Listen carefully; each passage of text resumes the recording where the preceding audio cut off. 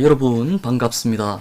저는 앞선 강의에서 현실 종교가 안고 있는 가장 큰 부조리라면 하나님을 섬기면서도 우리는 결코 하나님을 알 수 없다는 바로 그 신인식 불가론이며, 바로 그 신인식 불가론으로부터 현실의 반종교적인 종교 문화들, 즉 묻지마 믿음이라든가 멋대로 믿음이 생겨난다고 말씀드렸습니다. 자, 이것이 종교의 종말 이후의 상황이라면 종교의 종말 이후의 종교, 자 그럼 우리는 어디로 나아가야 하는가? 자, 이것이 이번 시간에 다룰 주제입니다. 독일의 철학자 헤겔은 1800년대, 그러니까 지금으로부터 200년 전입니다. 이미 신인식 불가론이 팽배하던 시절, 그리고 그로 인해서 우리의 종교 현실처럼 실정 종교와 주관 종교가 팽배하던 당시의 종교 문화를 비판하면서 그러한 병든 종교 문화를 이기기 위해서는 맹목적인 믿음에서 성찰적인 믿음으로 나아가야 한다고 말했습니다. 신인식 불가론 안에서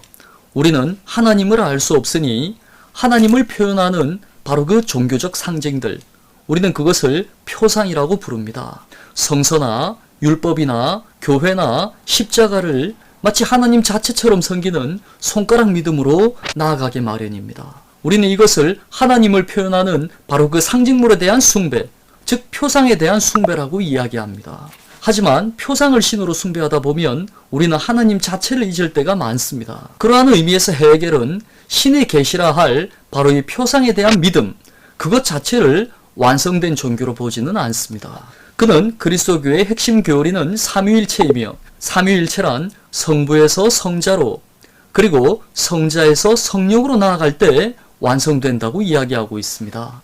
너무나 당연한 이야기죠. 그럼 여기서 성부, 성자, 성령이 상징하는 것은 무엇일까요? 그리스도교는 사랑의 종교이지만 우리는 그 사랑이 무엇인지를 잘 알지 못합니다. 성부 하나님은 사랑이라는 이념입니다. 우리는 그것을 추상적 이념이라고 부릅니다. 아직 우리에게 드러나지 않은 순수한 이념, 그것을 우리는 추상적 이념이라고 부르는 것이죠. 종교는 사랑하라고 하지만 그 사랑이 무엇인지를 잘 모르는 단계입니다. 자, 그 다음 그 이념으로부터 성자인 성서와 율법과 예수님이 등장합니다. 우리는 이것을 구체적 표상이라고 이야기합니다. 구체적인 표상은 사랑의 이념이 무엇인지를 우리에게 구체적으로 보여주는 것입니다. 그리고 마지막으로 성령이란 그 표상들을 통해서 하나님 자체로 나아가는 초월의 능력을 의미합니다. 묻지마 믿음이라는 것은 성부, 즉 사랑이라는 이념으로부터 생겨난 성자, 한마디로 구체적인 표상들, 바로 그 표상들의 믿음에 매여 있는 단계를 이야기하는 것입니다. 삼위일체 운동이라는 것은 사유를 통해 그 표상의 단계를 초월함으로써 비로소 완성되는 것입니다.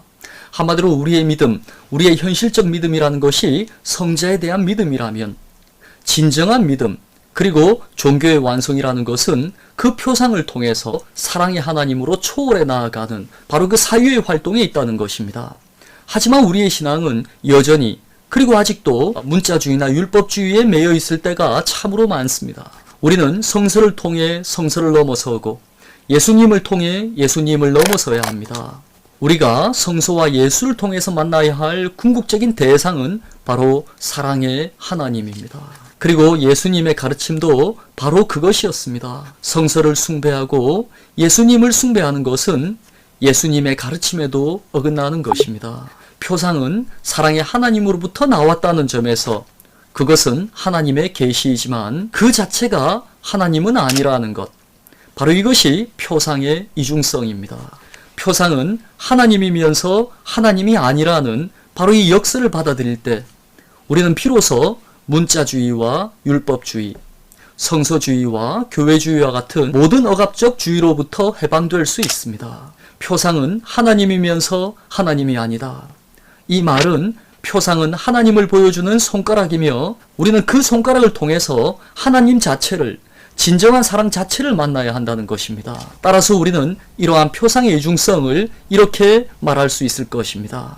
표상 없는 사유는 공허하고 사유 없는 표상은 맹목적이다. 한마디로 우리는 표상이 없이는 사랑의 하나님으로 나아갈 수 없지만 그렇다고 표상에만 매여 있는 것은 맹목적인 믿음에 불과하다는 것입니다.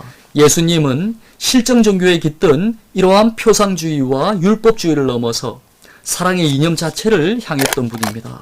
그는 안식일에는 일하지 말라는 그런 율법이 있음에도 불구하고 생명을 구하는 일에는 안식일도 주저하지 않았습니다. 예수님은 말씀하십니다. 안식일이 사람을 위해 있는 것이지 사람이 안식일을 위해 있는 것은 아니다. 자, 이 말씀은 율법에 대한 맹목적인 믿음을 넘어서 참다운 그리스도교의 이념으로 나아가라는 그 시대에는 매우 혁명적인 선언이었습니다. 물론 이러한 선언들로 죽음을 맞이하기도 했지만 그런 죽음을 불사하고 지켜냈던 것이 바로 그리스도교는 하나님의 사랑 그 자체를 향해야 한다는 바로 그 선언이었습니다.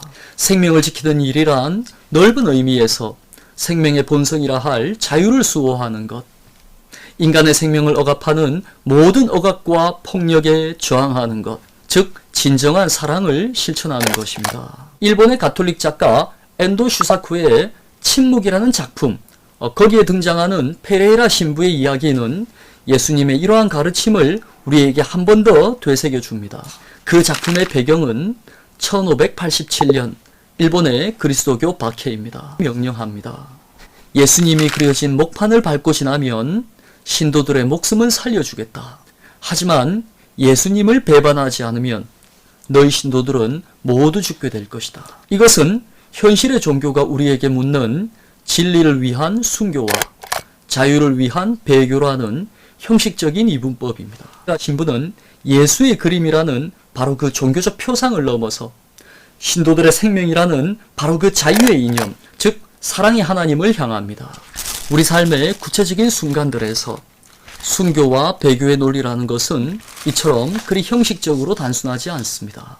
율법의 차원에 서면 순교는 순교이고 배교는 배교이지만 이념의 차원에 서면 이처럼 순교가 배교가 되고 배교가 순교가 되는 이런 역설도 생겨나기 때문입니다. 달리 말해 진리를 위한 순교와 자유를 위한 배교라는 이 이분법적인 모순을 넘어서 단순한 율법주의라든가 문법주의로는 결코 헤아릴 수 없는 순교를 위한 배교라는 이러한 역설적인 제3의 길을 선택합니다. 이것이야말로 표상에 매인 종교가 아니라 사랑의 하나님으로 나아가는 성령의 정신입니다. 우리가 사랑의 하나님으로 초월할 수 있으려면, 그래서 진정으로 사랑의 하나님과 화해할 수 있으려면 우리는 진리가 너희를 자유롭게 하리라는 바로 그 성서의 가르침을 자유가 너희를 진리하게 하리라는 말로 되새겨 볼 필요가 있습니다. 표상과 진리의 폭력에서 벗어나서 진정으로 사랑의 하나님으로 나아가기 위해서는 그저 맹목적인 믿음이 아니라 바로 이러한 성찰하는 믿음이 필요하다는 것입니다. 종교의 종말 이후의 종교는 이해되지 않아서 믿는다는 믿음과 이성의 분리가 아니라 이해되기 때문에 믿는다는 이성과 믿음의 화해로 나아가야 합니다. 여기서 이해한다는 것은 하나님의 무한한 풍부함을 인간 이성이 모조리 흡수할 수 있다는 그런 뜻이 아니라 하나님이 내어주신 종교적인 표상으로부터 하나님 자체, 즉 사랑의 이념으로 나아갈 수 있는 이성적인 눈을 가져야 한다는 것을 이야기하는 것입니다. 그가 우리를 위하여 목숨을 버리셨으니 우리가 이로써 사랑을 깨닫고 우리도 형제들을 위하여 목숨을 버리는 것이 마땅하니라. 하지만 이러한 사랑의 삶이라는 것은 비단 그리스도 교인만의 특권도 아니고 그리고 교회 공동체만의 전유물도 아닙니다. 도리어 거꾸로 규정되어야 합니다. 진정한 하나님의 사랑을 실천하는 사람이라면 그 모두가 그리스도 교인이며 그리고 그러한 사랑을 실천하는 공동체라면 그 모든 것이 교회라는 것, 그것이 바로 저의 주장입니다. 이것이야말로 종교라는 제도와 표상의 틀에 갇히지 않은 진정한 믿음의 이념입니다. 이렇듯 신은 종교라는 테두리나 교회라는 울타리 안에 갇혀서 누군가에게 독점되는 한갓된 사물이나 인격이 아닙니다. 우리가 살아가는 세계와 삶의 한가운데 경계 없이 살아 숨쉬는 사랑의 이념입니다. 하나님은 교회나 성서에 머물러 계시지 않습니다. 하나님은 아버지 신도 아니고 아들 신도 아닌 바로 그 사랑의 신입니다. 성령이란 곧 사랑이며 사랑이 곧 교회 공동체의 정신입니다. 예수님이 자신의 삶과 죽음을 통해서 보여준 것도 바로 이 사랑의 가르침입니다. 이렇게 사는 것이야말로 바로 사랑을 실천하는 것이며 또 이렇게 사랑을 실천하는 것이야말로 그리스도교의 참된 정신이다. 성서의 구절들을 되새겨 보겠습니다. 내 계명은 곧 내가 너희를 사랑한 것 같이 너희도 서로 사랑하라는 이것이니라. 하나님은 사랑이시라. 사랑 안에 거하는 자는 하나님 안에 거하고 하나님도 그 안에 거하시느니라. 두세 사람이 내 이름으로 모여있는 자리, 한마디로 사랑의 이념을 가지고 함께 모여있는 바로 그 자리, 거기에 내가 그들 가운데 있다. 한마디로 하나님은 인격이 아니라 바로 그 사랑의 이념입니다. 그리고 그리스도교뿐만 아니고 모든 종교의 사랑이라는 것은 나보다 열악한 처지에 있는 고통받는 타자에 대한 사랑입니다. 그것을 그리스도교는 이웃에 대한 사랑이라고 이야기했고, 유교에서는 측은지심이요 인이라고 이야기했습니다. 그리고 불교에서는 자비라고 이야기한 것이죠. 바로 이러한 사랑과 인과 자비야말로 고통받는 이 세상을 구원할 수 있는 유일한 희망이라는 것이 모든 종교의 공통적인 이상입니다. 이렇듯 성서와 율법과 인격이라는 표상으로부터 사랑이라는 이념으로 도약하는 것, 그것이 곧 종교 철학자 카프토가 말했던 종교 없는 종교의 원리이자 함석헌 선생님께서 말씀하셨던 없이 계신 하나님이며, 김경재 선생님께서 말씀하신 이름 없는 하나님이고, 그리고 정재현 선생님께서 말씀하신 종교에서 신앙으로의 길입니다. 자, 다시 처음으로 돌아가서 묻겠습니다.